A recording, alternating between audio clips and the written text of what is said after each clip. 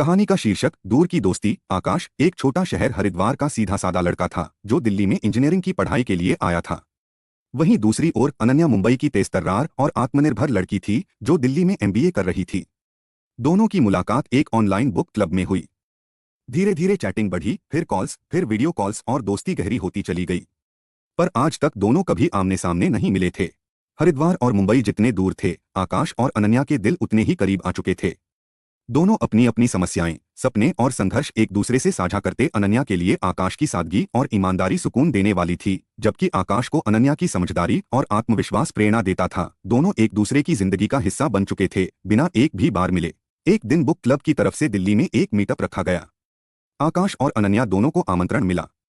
दोनों हिचकिचाए, थोड़े नर्वस भी हुए, लेकिन तय किया कि अब वक्त है असल जिंदगी में मिलने का। मीटअप वाले दिन बारिश हो रही थी।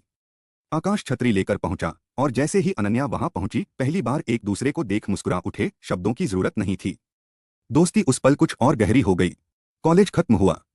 अनन्या को मुंबई में नौकरी मिल गई और आकाश को बेंगलुरु में। अब तो मीलों की दूरी फिर आ गई थी, लेकिन अब दोस्ती पक्की थी।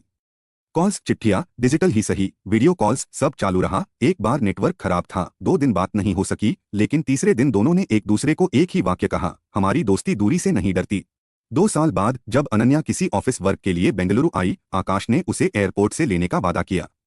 इस बार दोनों पुराने दोस्तों की तरह नहीं, जैसे परिवार के सदस्य मिलते हैं वैसे मिले। दूरी अब भी थी, लेकिन उनके बीच नहीं। वे आज भी अलग अलग शहरों में रहते हैं, लेकिन हर त्योहार, हर परीक्षा, हर जीत में एक दूसरे के साथ होते हैं।